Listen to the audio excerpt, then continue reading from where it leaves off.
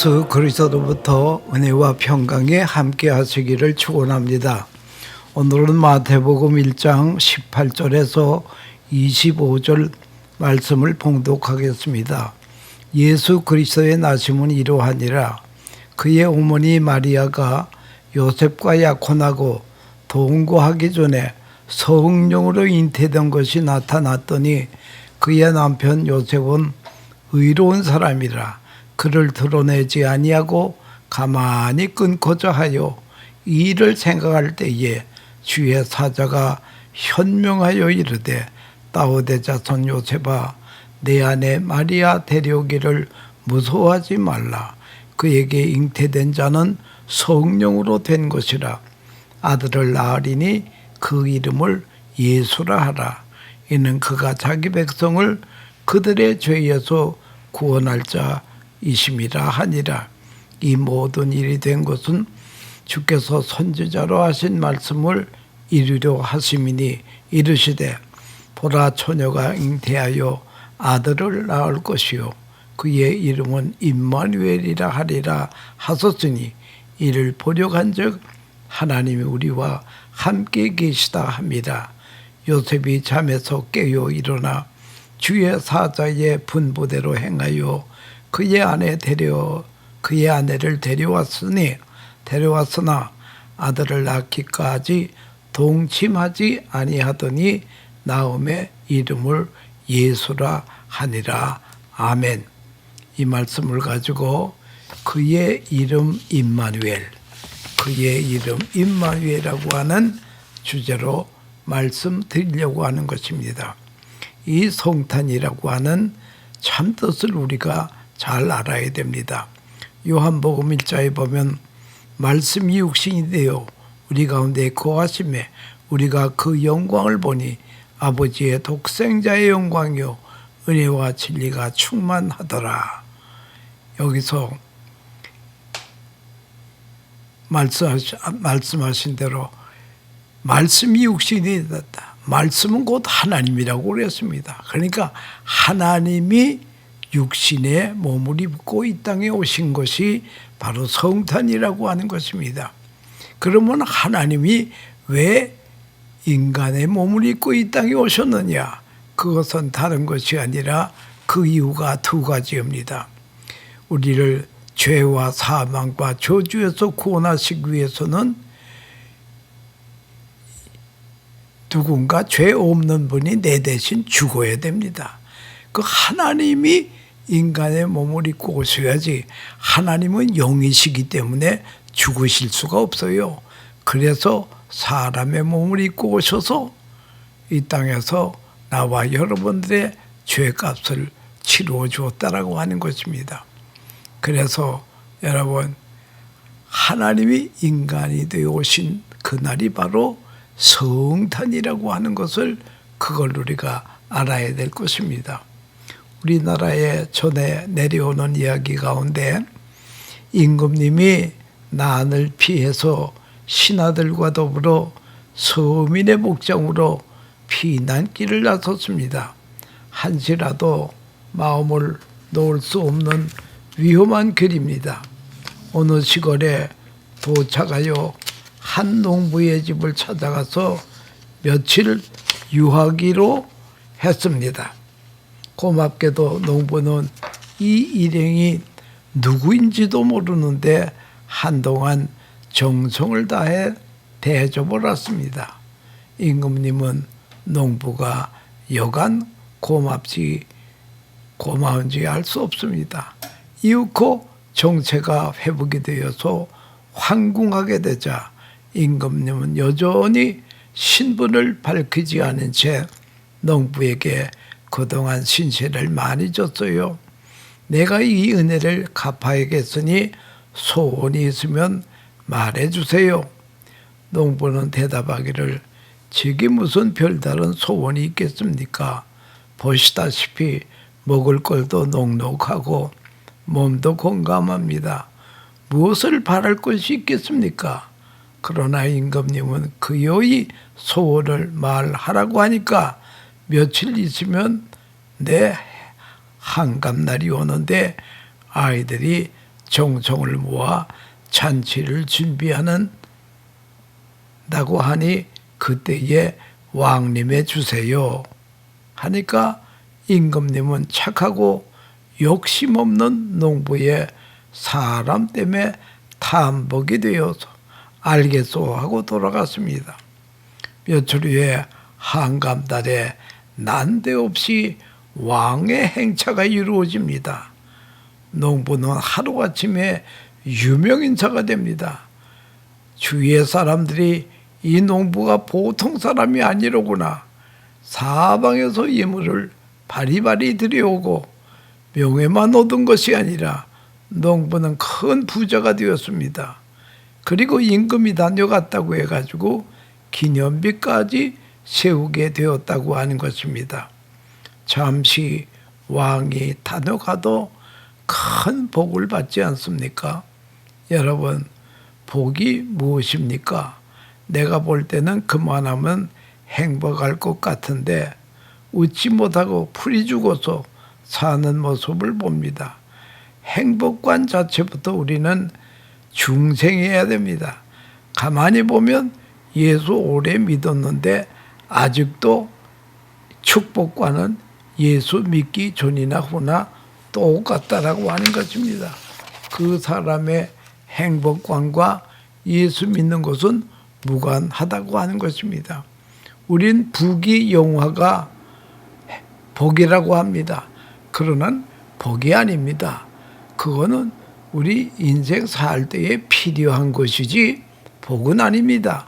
왜 그런가 하면 부귀영화 살다가 지옥 간 사람도 많이 있었는데 그게 어찌 복이 되겠습니까? 진정한 복이 무엇입니까? 복음을 들어야 됩니다. 복음은 유앙겔리온이라고 합니다. 기쁜 소식이 올시다. 이 소식이 우리의 마음을 기쁘게 하고 행복하게 한다라고 하는 것입니다. 그러니까 복음 중에 복음은 다른 것이 아니라 기쁜 소식을 들어야 됩니다. 이사야 9장 6절, 이사야는 예수님 나시기 건 한 700년 전 선지자 올시다. 그가 그때 700년 전에 예언하기를 한 아들을 우리에게 주신 바 되었는데 그 어깨에는 정사를 메었고 그 이름은 기묘자요 모사요 전능하신 하나님이시요 영전하시는 아버지요 평강의 왕이시라. 우주의 주인 되시는 예수님, 임마누엘 예수님을 모시면 우리의 필요한 모든 것은 저절로 들어오도록 되어 있습니다.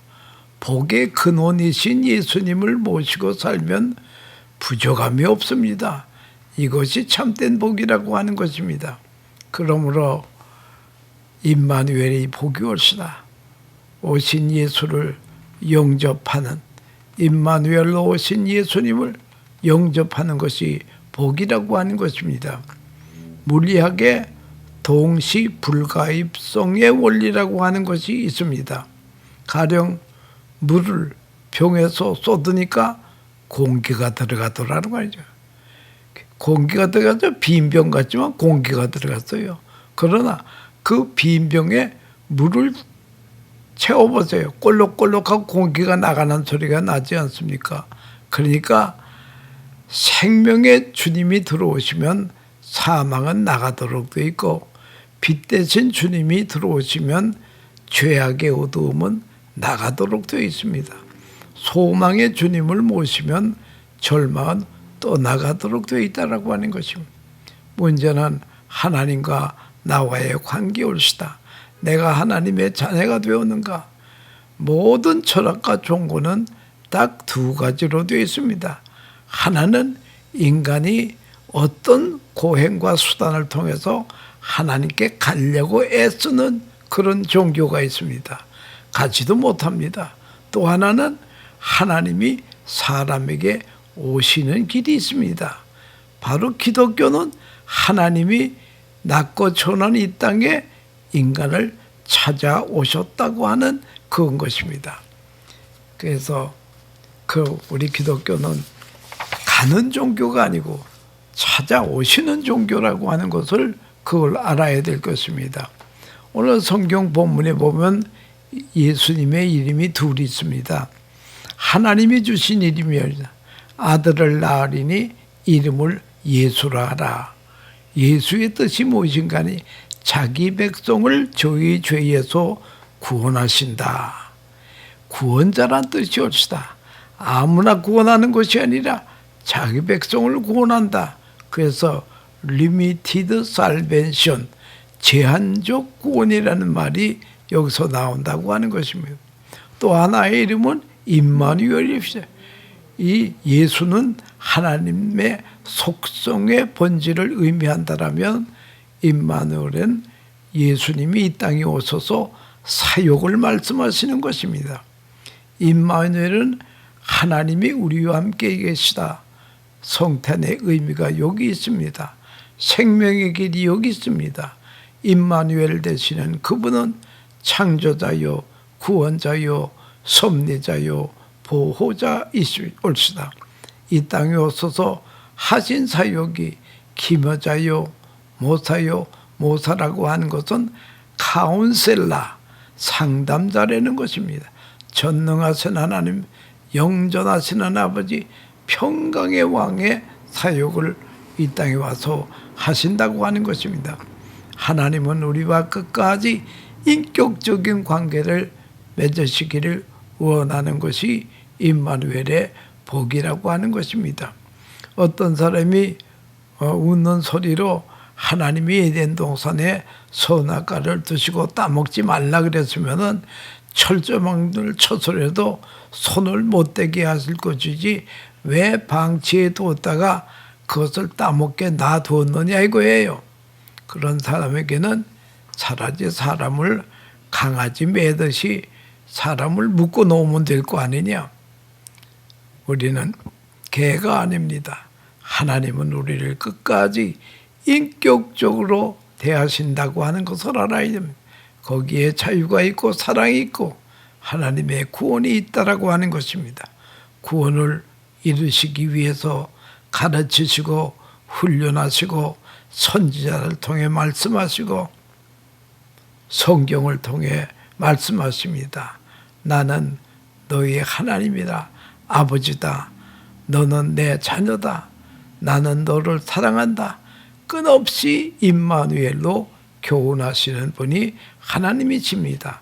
하나님은 빛나고 높은 보좌에 앉아 계시는 분이 아니라 이 땅에 사람의 몸을 입고 오신 분이라고 하는 것을 찾아오신 분이라고 하는 것을 찾아와서 우리 죄를 꾸짖으러 오신 것이 아니에요. 우리를 구원해 주시고 위로해 주시고 치료해 주시기 위해서 주님은 이 땅에 오셨다라고 하는 것입니다.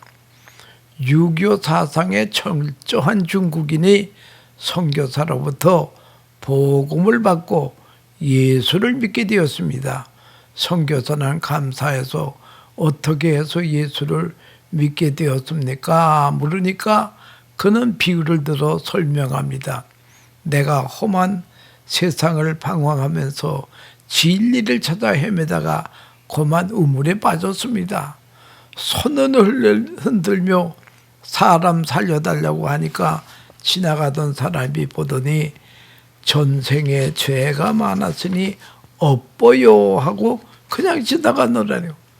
다시 소리를 지르니 우물을 내려다보더니 조심하라고 했는데 이제는 오늘의 사건을 귀감삼아 차후에는 이런 일이 없도록 조심하시오 하고 또 갑니다. 다시 소리를 들으니 지나가던 사람이 팔을 걷어붙이더니 밧줄을 끌고 내려오더니 자기를 건져주었다 이거예요. 그래서 그는 깨달은 것이 있습니다. 첫째 사람은 불교의 석가모니고 둘째는 유교의 공자이고 세 번째는 기독교의 예수라고 그런 고백을 했다는 거예요. 그래서 예수 믿게 되었다고 하는 것입니다. 우리 주님은 우리 하나님은 이 땅에 사람의 몸을 입고 고난의 형장에 찾아오시는 분이 바로 하나님이 우리와 함께 계시다 하는 게 그게 임마누엘이에요. 임마누엘, 하나님은 우리의 죄를 꾸짖기 위해 오신 분이 하시고 찾아오셔서 치료해 주시고 위로해 주시고 구원해 주셨다고 하는 것입니다. 오셨다 라고 성경에 되어 있는데 여기 케네디 공항 가다 보면 사인판에 디파처가 있고 어라이빙 사인이 있습니다. 도착 터미널 또 출발 터미널이 따로 있지 않습니까? 여러분, 우리 주님은 하늘 보좌를 디파처 하시고 지구촌에 어라이빙 하셨습니다. 이 엄청난 희생이 옳시다. 그래서 빌립보서 2장 7절에 오히려 자기를 비워 종의 용체를 가져 사람들과 같이 되었고 사람의 모양으로 나타선 죽기까지 복종하사 지니고 십자가에 죽으심이라. 본래의 존재, 능력, 권세, 사랑 다 비워놨습니다. 그리고 이 땅에 오신 게 그게 바로 그리스도마스라고 하는 것입니다. 오셔서 죄인과 함께 구하시고 죄인의 친구가 되셨습니다.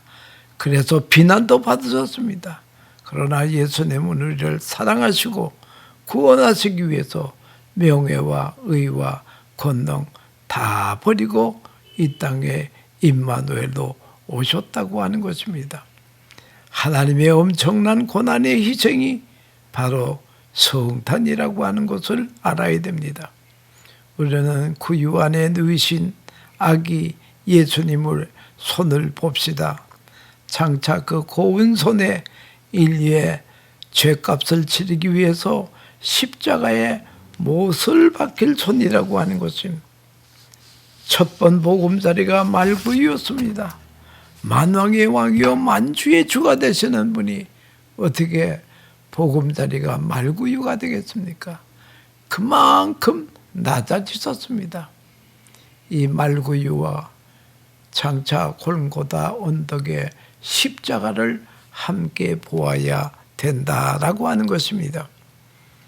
임마누엘 역사하시는 하나님의 사랑을 이제는 마음의 문을 활짝 열고 임마누엘 예수님을 환영하고 맞아들여야 된다라고 하는 것입니다. 2000년 전 베들레헴의 여관방은 다 만원이었습니다. 방이 없습니다. 사관에 있을 것이 없습니다.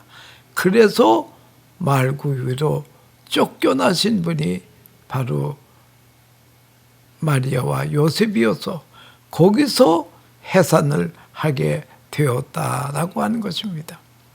여러분, 그러한 임마누엘 예수님이 우리의 마음의 문을 놓고 합니다.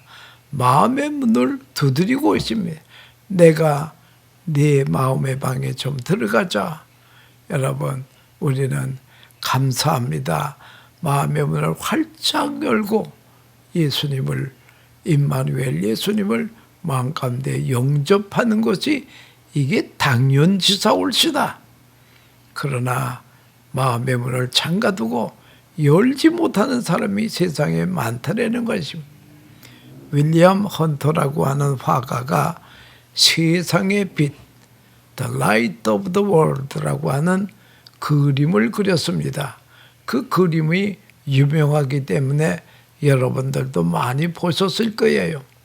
문 밖에 등불을, 왼손에는 등불을 들고 바른 손으로서는 문을 두드립니다. 근데 머리에는 가시멜루관을 쓰시고 두드리는 손에 보니까 못자국이 거기 있더라는 거예요. 내가 너를 위해서 이런 희생을 했는데 내 마음의 문에 좀 들어가자 놓고 하실 때에 우리는 웰컴하고 예수님 주 예수여 어서 오시옵소서 하고 영접해야 되는 게 이게 당연지사입니다.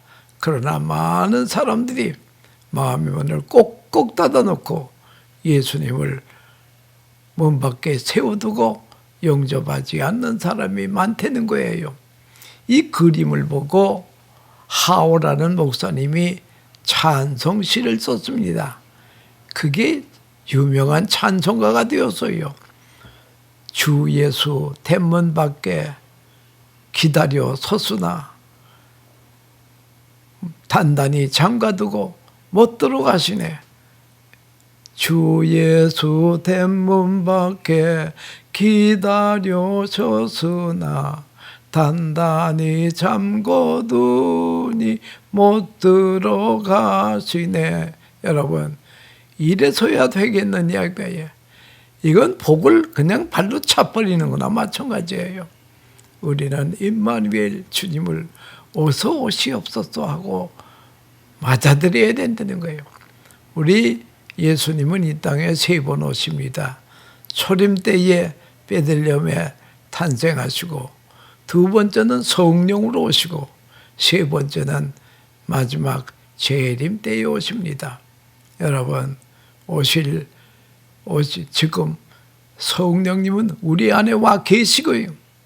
성령을 잘 모실 줄 알아야 된다는 거예요. 비가 몹시 오는 오늘 저녁에 나이가 지긋한 노부부가 호텔을 찾아와서 방을 하나 달라고 하니까 그만 방이 모두 손님으로 꽉 찼습니다. 일주일 동안은 빈 방이 없습니다. 왜냐하면 필라델피아에서 유명한 컨벤션이 열리기 때문에 저명한 인사들이 필라로 다 모였단 말이에요. 그러니 노부부는 비는 쏟아지는 밤에 난감합니다. 그럴 때에 종업원이 어디를 가나 방을 구하기는 어려울 텐데 괜찮으시다면은 누추하지만 제가 서양하는 방이 있는데 거기라도 하룻밤 지나시겠습니까? 그러니까 그 노부부가 방이 없다면 그 방이라도 주세요. 그래서 종업원은 정성을 다해 방을 청소하고 그날 밤을 쉬게 드렸습니다. 종업원은 잘 데가 없기 때문에 밤새 일만 했습니다. 아침에 노부부는 너무나 잘 쉬었다고 하면서 고맙다고 숙박비를 내줍니다. 그때 종업원은 그 돈을 받으면 제가 이 호텔의 법을 어기는 경우가 됩니다. 그 방은 제가 쓰는 방이기 때문에 숙박료를 받는 방이 아닙니다. 안녕히 가십시오. 그럴 때 그 노부부는 종업원에게 이런 말을 했습니다. 이 호텔 사장은 참 행복한 사람이요.